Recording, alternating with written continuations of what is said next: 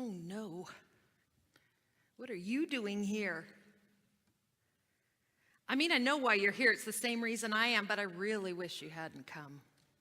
You see, you're not like me. Look at how you wear your clothes. I mean, I couldn't be seen dead dressed like that. And as for your hair, well, the less said about your hair, the better. And I don't mean you, Pam, honestly. Thankfully, I don't have to sit next to you. I'll just smile and nod and then pretend to see someone I know. But look at your face, that expression. What are you trying to say? I can't read you. I can't understand you. If only you were more like me. That would be so easy, so comfortable. But here you are, so chirpy, so smiley, so different, and so here. I guess God loves you too. I'm sure only God could. But don't expect too much from me. You're just not like me. You are rather interesting, though, in a curious sort of way. You use words differently in ways that surprise me, and sometimes it gives me a different perspective on things. You respond differently. You laugh in all the wrong places and get serious when I think it's all rather amusing. But then I wonder what you're seeing and hearing and what your world is like. But why do you have to drag your difference in here and throw it in my face? When in Rome, do as the Romans do, I always say, so why can't you just be more like me? If you were like me, we wouldn't even be friends. We'd chat easily and have coffee and agree on the state of the world and how to fix it. We'd sing the same songs and pray the same prayers and love the same TV shows, and we'd have so much in common, and it would be so, well, boring, to be honest. I must admit, you do open my world up a bit. It's disturbing. But you help me to realize that there is more than one way to see things, more than one way to be. You teach me things, although I would never admit that to you. And you create new possibilities in my thinking, and sometimes you've even given me answers to old problems that I just couldn't solve, although you'd never know it to look at me. I've watched you, the way you touch your children with such tenderness, just like I do with mine. The way you pray with such concentration and longing. I could swear that you're trying to connect with God and hear God's voice just the way I am. The way you sing with such joy and passion, like your faith is real and precious, just like mine is to me. The way you greet friends and ask about their lives, showing such care, just the way I try to do with my friends. You're really not like me, but then again, maybe in some ways you really are. So maybe sometime we should talk. I think I would like that. I think would find it interesting and even a little exciting because, well, you're just not like me. Will you pray with me? God of all, open our hearts and our ears to hear what you have for us. Let us sit in kindness. Amen. So today's reading that you heard was from 3rd Isaiah, and let me give you a little refresher from last week so we can understand kind of the context of this writing. So Isaiah was a prophet in Jerusalem in the late 8th and early 7th centuries BCE. And the first part of Isaiah chapters 1 to 49 are the collection of his oracles, along with a few other works that were collected by his followers. There was kind of a school of Isaiah that was gathered around the prophet Isaiah. And these followers continued to collect and write works that they attributed to Isaiah for several centuries. And so this first part of Isaiah takes place before Babylon comes in and captures Jerusalem, some 150 years more or later. And Isaiah the prophet tries to tell the people that if they have strayed way too far from the ways of Yahweh, and unless they repent, terrible things will happen, and Jerusalem will be destroyed. And so then we have 2nd Isaiah, which is written after the Babylonian invasion of Jerusalem and the exile of all the leaders of the civil and religious society of Babylon in about the 6th century BCE, for those of you who are history buffs. So these writings take place while these people are in exile, and they maintain the hope of the people that they will someday return to Jerusalem and everything will be perfect once again. And so last week we explored Isaiah 55, where the writers are in the 2nd Isaiah period, and they're trying to convince the people that although life in Babylon has become tolerable, life in Jerusalem will be so much better.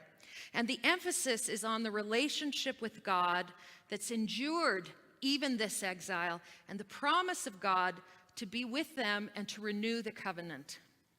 And so 3rd Isaiah is written a century or more after 2nd Isaiah, after the people have returned to Jerusalem. And today's reading is the very first chapter of what we call 3rd Isaiah. And it lays out who is welcome in this new Jerusalem and who is welcome to worship in this new temple. So a little bit of background. Upon the return of the first exiles, the construction of the temple begins, but it's mostly abandoned for several decades, and this is a result of several factors. There are what they call the people of the land who'd been left behind in Israel, and they have continued to worship Yahweh in their own way, and they kind of resent the intrusion of these exiles into their business. Everything was going fine, thank you very much. Now you're back, and you think you have the truth and you can control things. And in addition to that, there's these neighboring states of Judah, some who have also worshiped Yahweh. For example, Samaria. You remember that conversation between Jesus and the woman of Samaria about where you worship God, right? So these neighbors, they think they're part of it too, and they want to help build the temple, but they're kind of rebuffed again by these exiles who have tried to remain pure while they've been away. And then for the exiles that are just returning, they have nothing. And it seems a lot more important to rebuild their own homes and their own lives than to start work on a temple. And so the picture painted in 2nd Isaiah that we read about last week of this bountiful land where everything will be well is far from the truth. Jerusalem was in ruins, and there was a lot of hard work ahead. And so for these reasons, this temple construction has stalled, and the people are engaged in these political squabbles about who's going to be in charge and who is going to be the leadership and who needs to step away. So enter Ezra and Nehemiah. Those are books in the Bible, part of the prophets, Ezra and Nehemiah, that give a history around the same time as Isaiah. For them, a return to the old ways is crucial. And so Ezra begins this temple reconstruction in earnest, and they achieve consensus on who is in and who is out by methods with which we are all too familiar. A fanning of nationalism and racial purity.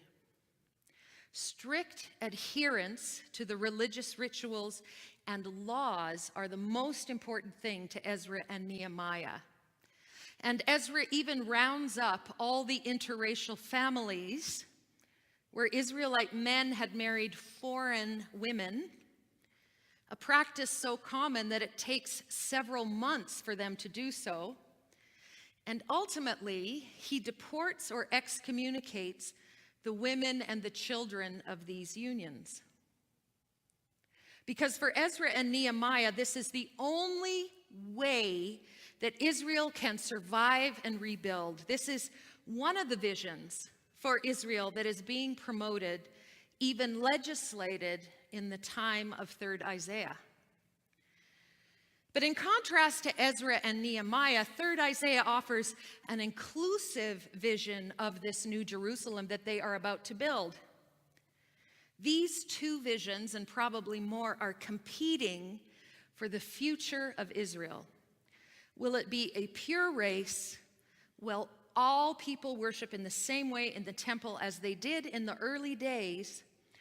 Or will it be a diverse community where attention to justice is what defines this covenant that they have with God? In order to illustrate this vision that 3rd Isaiah has, he picks out two groups that are very commonly ostracized, that fear that they will be rejected, and he gives them a place in this covenant of Yahweh. They have reason to fear, because the covenant that was set out in Deuteronomy, way back when with Moses, if you remember, excludes those with what's called mutilated sexual organs, or eunuchs, and those from illicit marriages or interracial marriages. And Ezra and Nehemiah, they know that, and they insist on this strict observance of the Torah. But Isaiah deliberately counters this old tradition. All that is required of the eunuchs, the ones kept out because of their sexual anatomy, is that they keep the covenant and practice the Sabbath. The text says that they will be received and honored and remembered.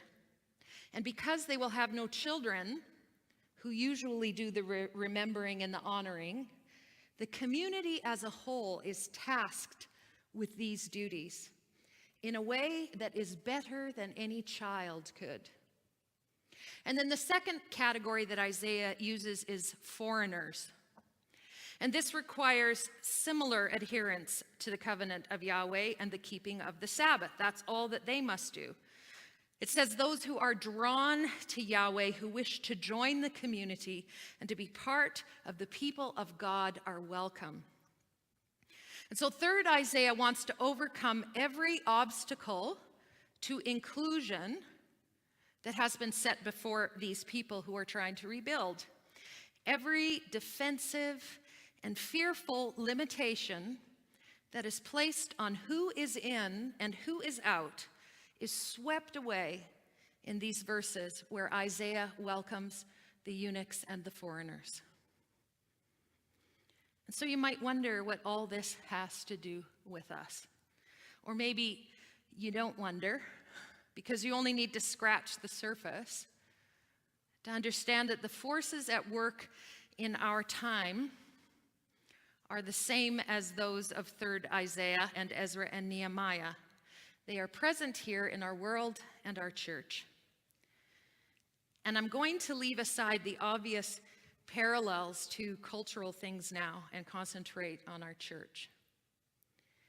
Because we all remember, or at least we've heard about, these glory days when churches were popping up all over the place, when Christian education buildings were being constructed because the number of children in the Sunday school was so great they couldn't fit in the regular church building. I understand here you rented space at a school. The choirs were large and robust and 4-part harmony all the time, and the pews were packed. Of course, at the same time, worship was largely segregated, but that didn't seem to matter. Of course, women were not included in the clergy or on the board, but they were great at teaching Sunday school. And of course, gays and lesbians were firmly in the closet or ostracized and spoken of in hushed tones. And family violence and divorce and other messy things were kept to oneself. These were the glory days when everything appeared to be perfect. But we're far from those days now. Most churches are struggling. Mainline churches, anyway. I think the stat is that one United Church closes every week in this country. And it's hard to find volunteers for the board. And most churches have plenty of room on Sunday morning and empty space in their Sunday school, and many feel a sense of doom as to the future and where we will be. So I think in a sense, we've been in exile, remembering those promises of God, remembering those glory days, wondering if we will ever return to a time when we didn't have to worry about budgets or people to serve on our committees. And so we, like those who returned to rebuild, have a choice. Do we hunker down, insist that the old ways were the right ways, continue a kind of purity that makes it easy to identify who is in and who is out? Or do we follow the vision of 3rd Isaiah and insist that all those who wish to be part of the community of Christ, the people of God, are welcome, regardless of where they're born, who they love, or how they worship? Will our criteria for inclusion be to seek justice and do what is right? Or will it be to contribute financially to the church, attend our worship services that are properly constructed, and volunteer on one of our committees? When we voted to become an affirming ministry, we promised, in a sense, that we'd follow Isaiah and not Ezra and Nehemiah. But I know that the reality of being affirming is scary. Because what it means is that people that we haven't had much contact with might actually start coming to our church. And maybe they'll look funny to us, and maybe they'll make different choices about how to be a family, and perhaps they'll speak a different language and have different cultural realities that make us uncomfortable. And maybe we'll have to make space for people who are disabled in a way that might cost us financially. And perhaps we will need to relinquish some things that we hold near and dear so that others will find our services more comfortable. I've told you before that no one ever really talks to me, but I hear what they say. And so I'm giving attention to what they say here at McDougall.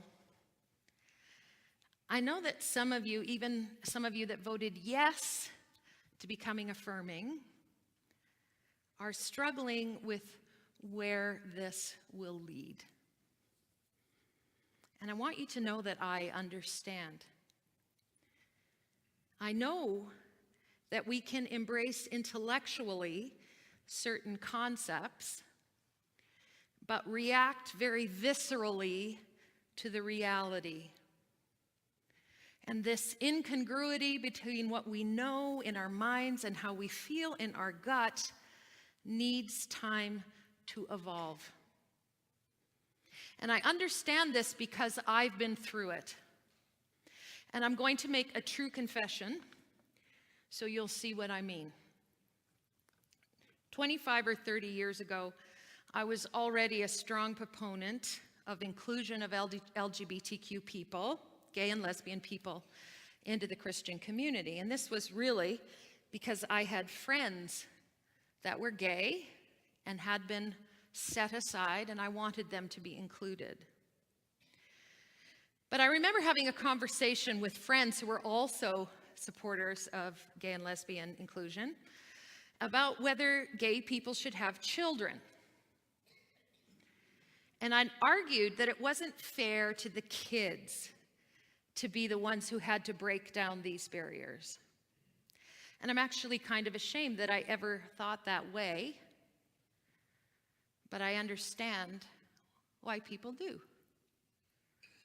And what it took for me was exposure to gay families that were loving and caring, and conversations with kind and understanding people from the gay community who helped my thinking to evolve. So where now I believe that all people who can love their children unconditionally will make great parents. And here's another true confession. I've always been open to other religious groups. I kind of think there are many ways up the mountain of God, and that we see only a small portion of what God has for humanity.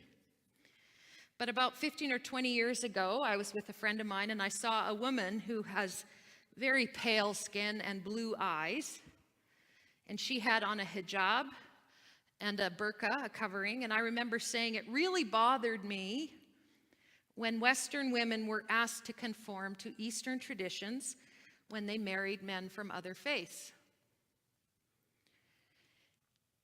There's a whole nother topic on the oppressive use of the hijab and the burqa, but that was not what I was concerned about. And again,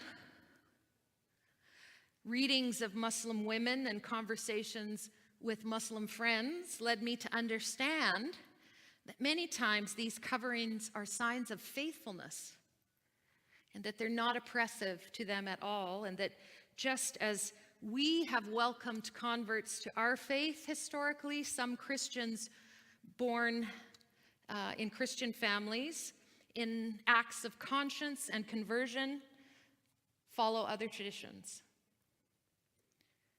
And in both those examples, as my feelings evolved, I understood that before I was trying to make a more exclusive community that conformed to the way things were, right? I don't doubt that if I had stuck to my guns, I could have found a church that was there with me. You can find churches that exclude LGBTQ people, and they say this lovely phrase, hate the sin and love the sinner. So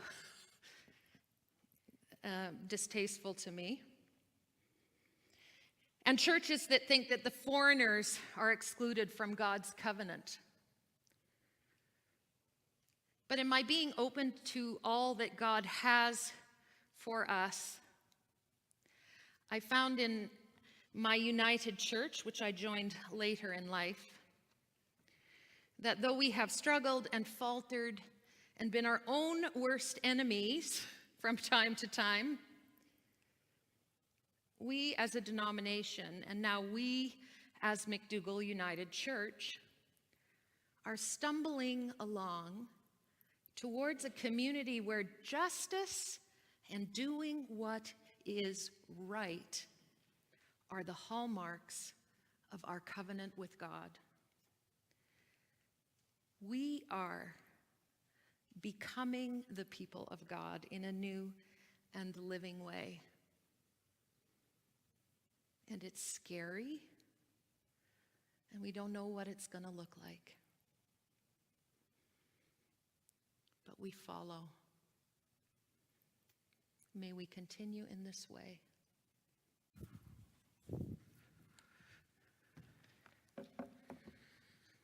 Oh no. What are you doing here?